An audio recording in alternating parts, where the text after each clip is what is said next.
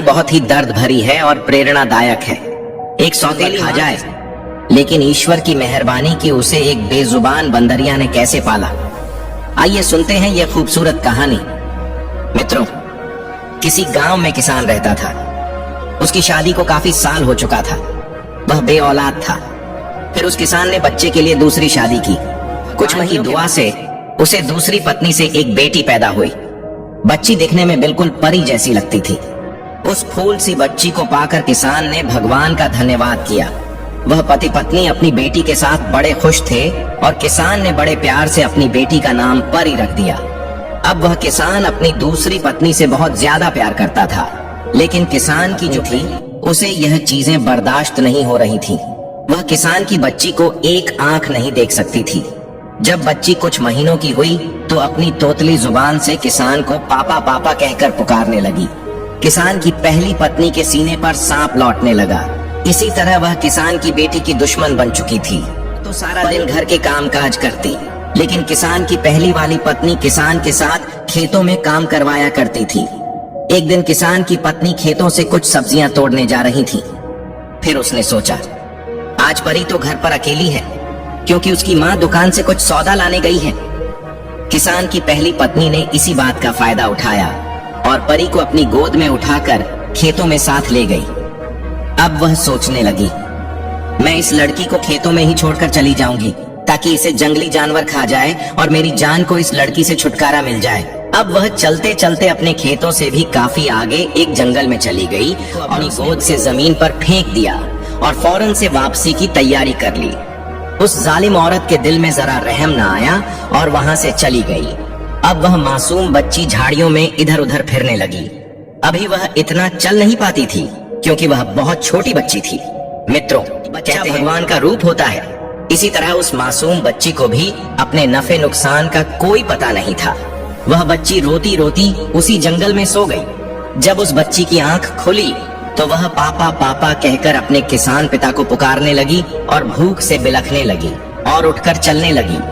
चलते चलते वह एक घने जंगल में जा पहुंची, जहां एक पेड़ पर एक बंदरिया अपने बच्चों के साथ रहती थी और उसी पेड़ की दूसरी साइड एक छोटी सी कुटिया बनी हुई थी, जिसमें एक साधु रहते थे। लेकिन उस समय वह साधु कहीं भिक्षा मांगने के लिए निकले हुए थे और वह उसी साधु बाबा के पास रहती थी। साधु बाबा उस बंदरिया का बहुत ख्याल रखते थे। जब उस बंदरिया ने छोटी सी मासूम बच्ची के रोने की आवाज सुनी तो बच्ची को उसने जल्दी से गोद में उठा लिया। लेकिन वह बच्ची माँ माँ पुकार कर रोने लगी। तो उस बंदरिया ने जल्दी से पेड़ों के कुछ फल तोड़े और उनका रस निकालकर उस बच्ची को पिलाने लगी। बच्ची रस पीने से थोड़ा सुकून महसूस करने लगी। वह बंदरिया पर करने लगी। कभी उसकी जुएं निकालती, कभी उसकी गालों पर हाथती थी, बिल्कुल वैसे जैसे एक माँ अपने बच्चे से प्यार करती है। बच्ची को भी माँ जैसी गोद का सुकून मिलने लगा और बंदरिया की गोद में सो गई। उस बंदरिया ने काफी दिनों तक उस बच्ची का ऐसे ही ख्याल रखा। उसकी भूख प्यास हर चीज का एक माँ की तरह ही ख्याल रख रही थी। तभी क्या हुआ, वहाँ से साधु बाबा बाहर गए हुए थे भिक्षा मांगने के लिए। वह वापस अपनी कुटिया में आ गए तो अचानक उन्होंने देखा बंदरी की गोद में एक बहुत सुंदर और प्यारी सी इंसानी बच्ची है। अब इसे देखकर साधु बाबा सोच में पड़ गए। उस बंदरिया से बच्ची को अपनी गोद में लिया और अपनी कुटिया में चले गए और उस बच्ची से उसका नाम पूछने लगे। लेकिन बच्ची तो अभी बहुत छोटी थी और वह इतना बोल नहीं पाती थी। साधु बाबा सोचने लगे, पता नहीं यह किसकी बच्ची है और कहां से आई है। फिर साधु बाबा प्यार से उस बच्ची का ख्याल रखने लगे। उस साधु बाबा ने उस बच्ची का नाम उजाला रखा, क्योंकि वह बच्ची इंद्र की अप्सराओं की तरह सफेद थी।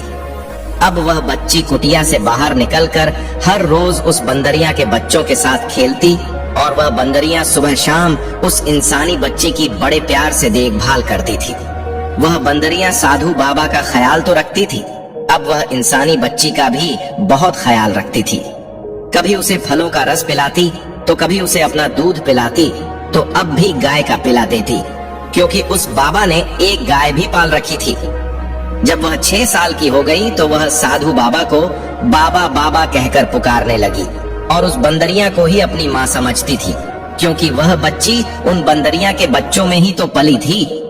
बाबा जब भगवान भोलेनाथ की पूजा पाठ करते तो वह बच्ची भी उन्हीं के पास बैठकर भगवान भोलेनाथ की पूजा पाठ करने लगती। जब वह मंत्र पढ़ते तो वह बच्ची भी मंत्रों को पढ़ती। बाबा ने उस बच्ची को बहुत अच्छे संस्कार दिए थे।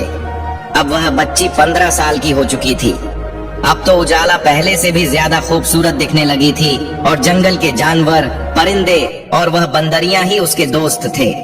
वह बंदरियां उजाला को सूखी लकड़ियां जंगल से इकट्ठी करके लाकर देती और वह बाबा और खुद के लिए और बंदरियां के लिए भोजन बनाती। एक दिन वह साधु बाबा उजाला से कहने लगे, बेटी, मुझे दूसरे शहर में भिक्षा मांगने के लिए जाना पड़ेगा। मैंने तुम्हारे लिए इस कुटिया में हर चीज का बंदोबस्त कर दिया। तुम्हें कहीं भी बाहर जाने की जरूरत नहीं और ये बंदरियां तुम्हारे साथ होगी। इसको तेरी देखभाल के लिए छोड़कर जाता हूँ। ये बंदरियां तो तुम्हें जंगल से लकड़ियां लाकर दिया करेगी और नदी से पानी भी यही लाकर देगी। बस तुम इस कुटिया के अंदर ही खाना बनाना और तुम बाहर बिल्कुल ना निकलना। मित्रों, इतना कहकर वहाँ से वह साधु बाबा चले गए। अब उजाला और बंदरियां ही उस कुटिया में रह गए थे। उजाला अब साधु बाबा की तरह ही कुटिया में बैठकर भगवान शिव की पूजा पाठ करती और उसके इर्द गिर्द बंदरियां के बच्चे और बंदरियां बैठकर उसके मंत्रों को सुनते। शाम को जब उजाला ने खाना बनाया तो पूजा पाठ करने का वक्त हो गया। जब वह भगवान भोलेनाथ की पूजा पाठ करने में व्यस्त थी तो बंदरिया के एक बच्चे ने सारा खाना खराब कर दिया।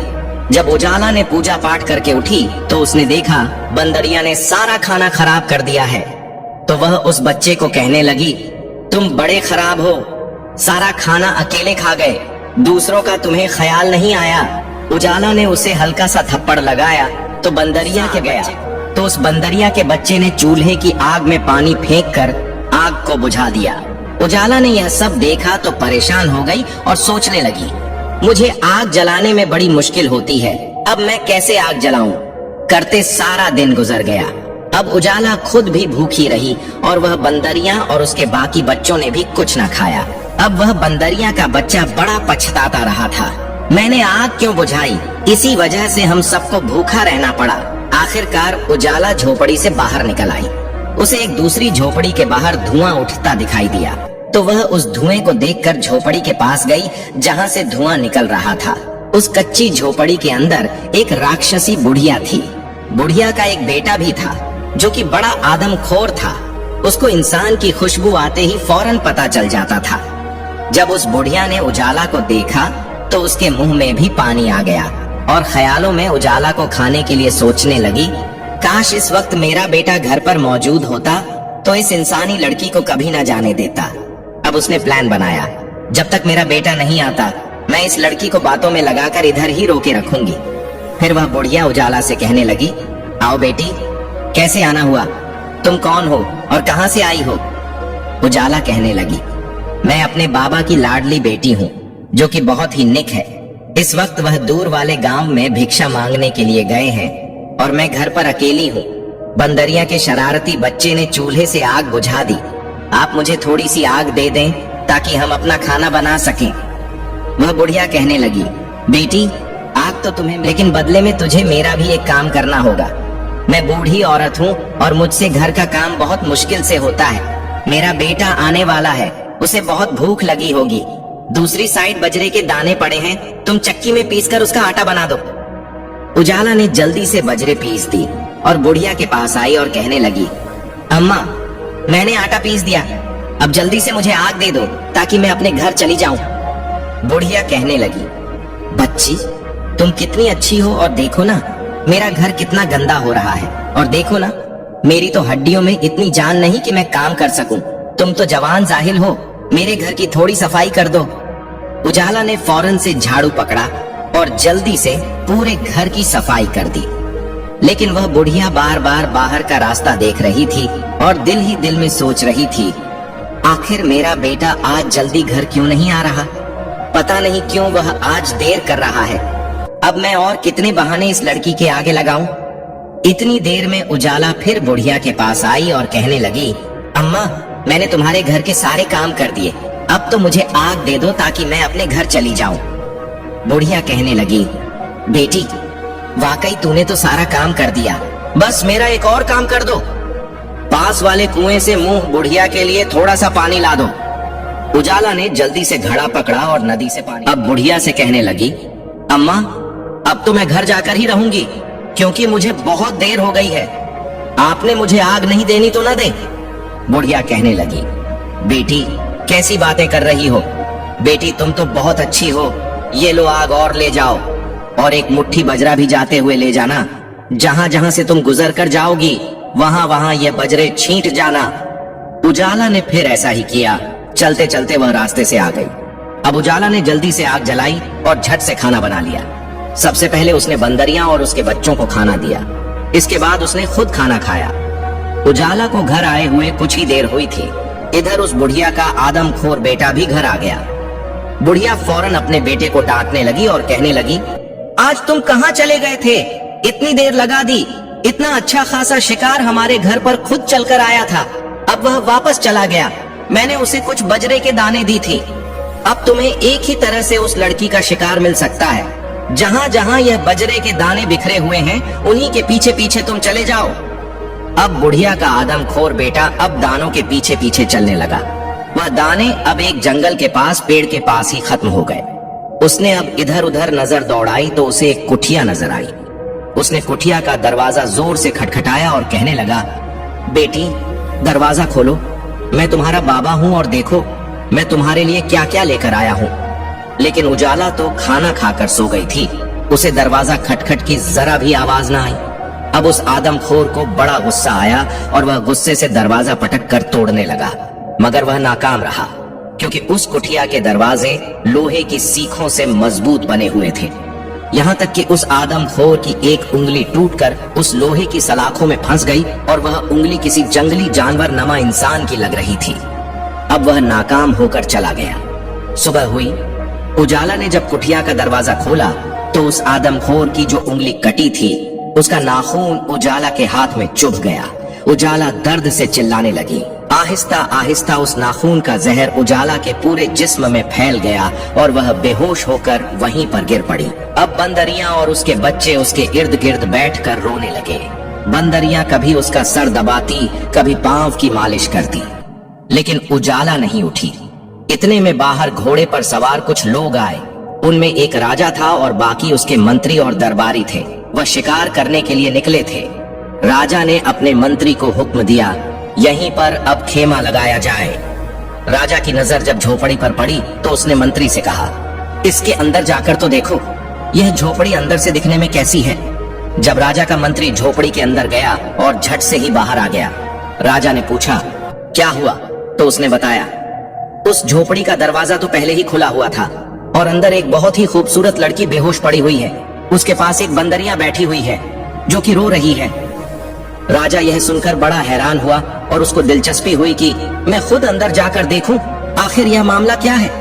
राजा ने मंत्री को हुक्म दिया, उस लड़की को झोपड़ी से बाहर निकाला जाए। जब उस लड़की को बाहर निकाला गया तो राजा ने लड़की के सीने के पास अपना कान लगाकर सुना तो उसे पता चला कि अभी भी उसकी सांसें चल रही हैं और लड़की भी बहुत खूबसूरत है। फिर राजा की निगाह उस लड़की की हथेली पर पड़ी तो उसने देखा उसके हाथ में एक खतरनाक नाखून चुभा हुआ था। जैसे ही उस लड़की की हथेली से नाखून को निकाला गया तो वह लड़की फौरन से उठकर बैठ गई। राजा ने कहा, मैं इस राज्य का राजा हूँ और मैंने तुम्हारी जान बचाई है। राजा बोला, अब तुम बताओ, तुम कौन हो और यहाँ पर अकेली क्यों रहती हो, और इस बंदरिया से तुम्हारा क्या रिश्ता? ये तुम्हारे लिए बड़ा रो रही थी। लड़की बोली, महाराज मैं अकेली कहाँ हूँ, मैं एक साधु बाबा की बेटी हूँ और यह बंदरिया मेरे बचपन की साथी है। मेरे बाबा कुछ भी भिक्षा मांगने गांव में गए हुए हैं, बहुत जल्द वापस आ जाएंगे। राजा कहने लगा, तुम तो हद से ज्यादा खूबसूरत हो, अगर तुम चाहो तो तुझे मैं अपने महल ले जा सकता हूँ और तुम्हारे बाबा को भी हम उधर ही बुला लेंगे और इस बंदरिया के लिए भी शानदार कुठिया का इंतजाम कर देंगे। बस तुम मेरे साथ चलो, क्योंकि एक लड़की का जंगल में अकेला रहना अच्छी बात नहीं है। उजाला मान गई। जब राजा उजाला और उसके साथी बंदरिया को लेकर महल में पहुंचे तो राजा की माँ कहने लगी, बेटा तुम इस लड़की को किस रिश्ते से यहाँ लेकर आए हो? ऐसे तो लोग बातें करेंगे। तुम ऐसा करो, इसके साथ विवाह कर लो, इस लड़की की इज्जत और मान सम्मान भी बच जाएगी। फिर चंद ही दिनों में उजाला के साथ राजा ने विवाह कर लिया। अब उजाला राजा की रानी बन गई थी। उस राजा की पहले भी एक रानी मौजूद थी। राजा को उजाला से बहुत मोहब्बत हो गई। वह उसका बहुत ख्याल रखता था। उसने अब उसकी देखभाल के लिए एक दासी भी रख दिया। वह दासी बुढ़िया उजाला को बहुत अच्छी लगती थी, क्योंकि वह दासी उजाला को बेटियों की तरह प्यार देती थी। एक दिन वह बुढ़िया उजाला से कहने लगी, बेटी जरा अपने सौतन से बचकर रहना, ये बहुत होशियार है, ये तुम्हें नुकसान पहुंचा सकती है। उजाला कहने लगी, बड़ी अम्मा ऐसा नहीं सोचते, वह तो मुझे बहनों की तरह मानती है और वह भी इस राजमहल की रानी है। मैं भी रानी हूँ, तो वह मुझसे क्यों जलेगी। बूढ़ी अम्मा की समझ में कुछ ना आया और उसने ऐसे ही सर हल्ला दिया। अब उजाला अपने सौतन के कमरे में अक्सर चली जाया करती थी और उससे बातें भी किया करती थी। उजाला की सौतन बड़ी तेज थी। वह उस पर अपने जलन का इजहार नहीं होने देती थी। एक दिन वह दोनों महल के बाहर खड़ी थी।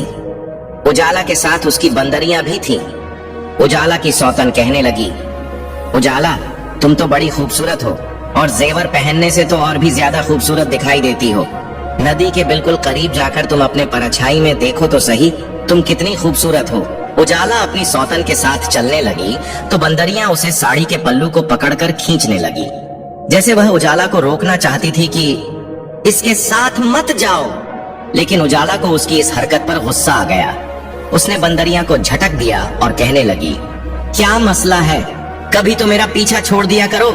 फिर दोनों एक नदी किनारे चलने लगी। पूजा उजाला अब नदी के सामने खड़ी होकर आपस में अपने आप को देखकर खुश हो रही थी। इतनी देर में उजाला की सौतन ने उसे उसी नदी के पानी में धक्का दे दिया। उजाला को तैरना नहीं आता था। उजाला चिल्लाने लगी और उजाला की सौतन वहां से भागकर अपने राजमहल में आ गई। राजा जब वापस आया तो उजाला को ढूंढने लगा। जब उसे उजाला कहीं नजर न आई तो वह अपनी बड़ी रानी के साथ कच्छ में आया और पूछने लगा, मेरी उजाला कहाँ है? मुझे लगता है तुमने उसे कोई नुकसान पहुंचा दिया।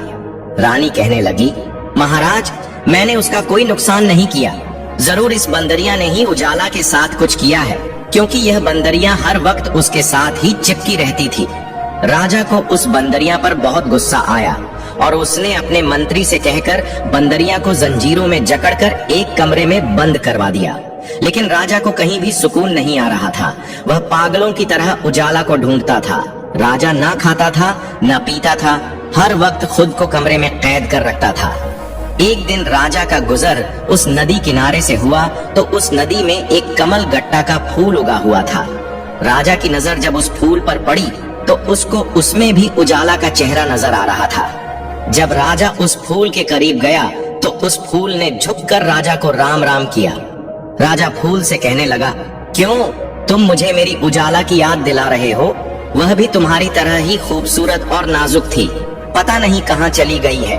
अब राजा अपना दिल लगाने के लिए अक्सर उस नदी के पास बैठ जाता और उस फूल से बातें करता। बड़ी रानी को जब यह शक हुआ तो वह एक बार फिर से गुस्से में आ गई। उसने एक सैनिक को बुलाकर हुक्म दिया, जो नदी के बीच बड़ा सा फूल उगा है उसे तुम जड़ से काट डालो। सैनिक ने बिल्कुल ऐसा ही किया। जब राजा दूसरे दिन नदी किनारे पहुंचा तो उसे फूल नजर न आया, क्योंकि वह फूल सैनिक ने जड़ों से निकालकर एक तरफ फेंक दिया था। लेकिन वहीं पर एक सेब का पौधा उगाया था जो बड़ा सुंदर था और उस पर छोटे छोटे खूबसूरत फूल लगे हुए थे। फिर अचानक उस पर एक बहुत बड़ा सेब लग गया जो आम सेबों से बहुत बड़ा था। लोग दूर दूर से उस सेब को देखने आते थे, मगर उसे कोई तोड़ नहीं सकता था, क्योंकि वह राजा के इलाके में लगा था। इधर किसान ने अपनी पहली पत्नी को घर से निकाल दिया था।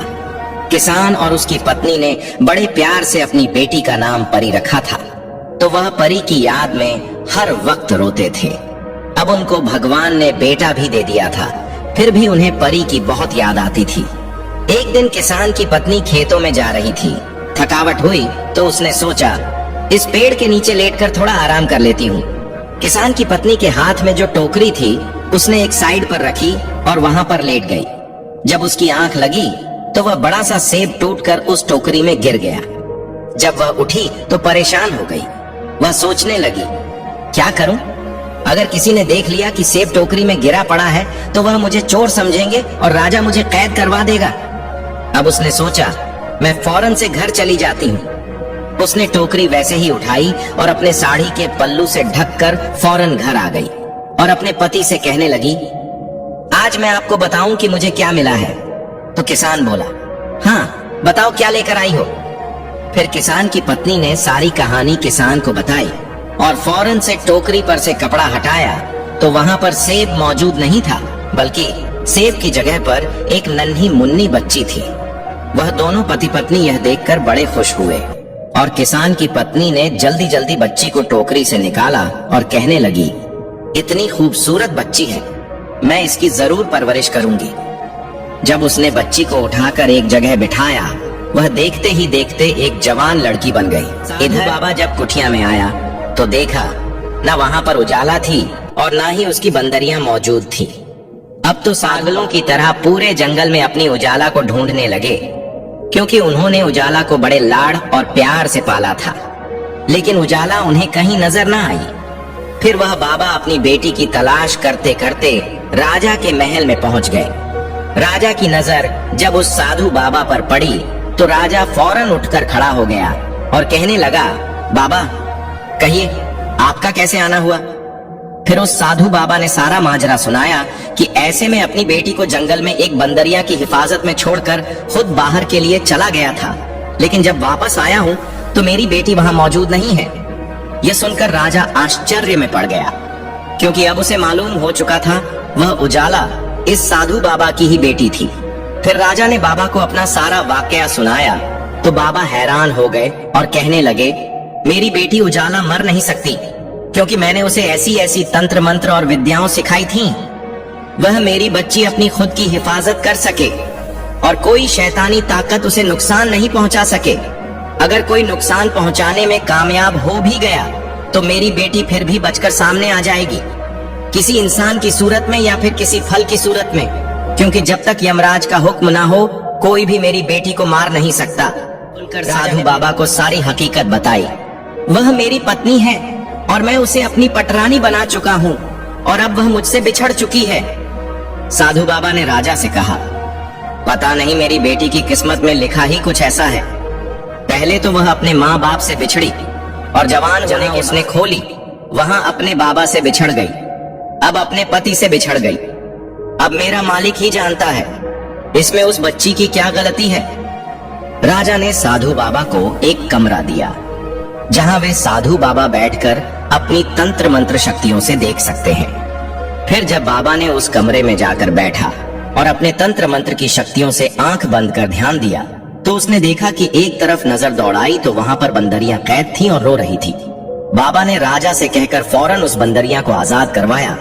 वह बंदरियां आजाद होते ही राजा के कपड़ों को पकड़कर खींचने लगी तो राजा को बंदरिया पर गुस्सा आया, लेकिन साधु बाबा ने कहा, ये बेजुबान तुझे कुछ बताना चाह रही है। फिर वह बंदरियां राजा को कपड़ों से खींचते खींचते किसान के दरवाजे के पास ले गई। किसान के दरवाजे के पास पानी का एक कुआं था जहां पर एक लड़की पानी भर रही थी। राजा ने गौर से देखा तो उसे वह लड़की उजाला जैसी लगी। जब राजा लड़की के करीब पहुंचा तो इतनी देर तक वह घर के अंदर जा चुकी थी। राजा के पास ही खड़ी बंदरियां किसान का दरवाजा पटकने लगी। इतने में किसान की पत्नी ने आकर दरवाजा खोला तो राजा ने कहा, अभी अभी जो लड़की अंदर गई है वह मेरी पत्नी है। किसान की पत्नी, महाराज राम राम, कहां आप और कहां हम गरीब लोग, यह मेरी बेटी है, आपकी पत्नी कहां से हो गई। राजा मायूसी से वापस लौटने लगा, लेकिन बंदरियां फौरन किसान के घर में घुस गई। जब उसने अंदर जाकर देखा तो उजाला एक कमरे में बैठी हुई थी। उजाला ने फौरन बंदरिया को पहचान लिया और गले लगाकर खूब रोई और किसान की पत्नी को यानी उजाला ने अपनी माँ को सारी कहानी सुनाई। मेरी माँ घर के कामकाज करती थी और मेरी दूसरी माँ खेतों का काम। एक दिन मेरी सौतेली माँ ने मुझे उठाया और मुझे ले जाकर जंगल में फेंक दिया और मुझे पलट कर भी न देखा। मैं रोती रही, इधर उधर भटकती रही और भूख ही प्यासी थी। फिर मुझे इसी बंदरिया ने सहारा दिया और माँ बनकर पाला। मुझे फलों के रस निकाल निकाल कर पिलाती रही। कभी कभी जब मुझे ज्यादा भूख लग जाती थी तो यह स्वयं अपना दूध भी पिला दिया करती थी और मेरा पेट भरती रही। फिर मेरे पास एक साधु बाबा आए जिनका चेहरा बहुत ही तेजस्वी था। वह मुझे उठाकर अपनी कुटिया में ले गए और पापा बनकर मुझे पालने लगे और यह बंदरियां भी उसी साधु बाबा की थी। अब वह मेरे बाबा भी मुझे ढूंढ रहे होंगे, क्योंकि वह मुझे घर पर छोड़कर खुद बाहर गए हुए थे और मुझे अपने बाबा की बहुत याद सताती है। जब मेरे साथ जंगल में हादसा हुआ तो एक राजा ने मेरी जान बचाई। उजाला की माँ बोली, इसका मतलब कि राजा ठीक ही बोल रहे थे। तुम उसी की रानी हो और मेरी बेटी हो। किसान की पत्नी अपनी बेटी को गले लगाकर खूब रोई और कहने लगी, बेटी क्या तुम अब महल जाना चाहती हो? उजाला बोली, अम्मा अब अगर राजा को यह पता चल गया कि मैं एक मामूली किसान की बेटी हूँ तो क्या वह मुझे दोबारा अपनी रानी बनाकर रखेगा? इतनी बात कही थी कि बाहर दरवाजे पर दस्तक हुई। जब दरवाजा खोला गया तो वहीं साधु बाबा और उनके साथ ही राजा भी खड़ा था। जब उजाला की नजर उस साधु बाबा पर पड़ी तो वह भागकर बाबा के सीने से जा लगी और फूट फूट कर रोने लगी। कहने लगी, बाबा मुझे आपकी बड़ी याद आती थी, मैं आपके बिना रह ही नहीं सकती। साधु बाबा ने बेटी के सर पर हाथ रखा और कहने लगे, बेटियां ससुराल में अच्छी लगती हैं, देखो तुम्हारा पति तुम्हें लेने आया है। राजा उजाला के करीब आया और कहने लगा, देखो मेरी प्रिय रानी, आखिर मैंने तुम्हें तुम्हारी लाडली बंदरिया के जरिए ढूंढ ही लिया। उजाला बहुत खुश थी। राजा अब उजाला को लेकर फौरन महल पहुंचा और सबसे पहले काम उसने यह किया, राज दरबार में एक बैठक बुलवाई। उसमें मंत्री और उसकी दोनों रानियां और कुछ सैनिक भी थे। राजा ने कहा, हमारी यह बड़ी रानी जो है बड़ी धोखेबाज और कपटी निकली। हमने इसे बहुत लाड़ प्यार दिया था, परंतु वही इसका नतीजा है। इसने हमारी आंखों में धूल झोंका है, इसे हम कड़ी से कड़ी सजा देंगे। राजा ने फिर अपनी बड़ी रानी को सैनिकों से बहुत सारे कोड़े लगवाए। उसके बाद उसे काल कोठरी में बंद करवा दिया। फिर वह उजाला रानी अपने पिता समान साधु बाबा को भी महल में ले गई और बंदरिया को भी अपने साथ ही रखा और अब वह सब मिलकर खुशी खुशी जिंदगी गुजारने लगे। तो मित्रों, कहानी आप लोगों को कैसी लगी है? एक प्यारा सा कमेंट करके अवश्य बताना।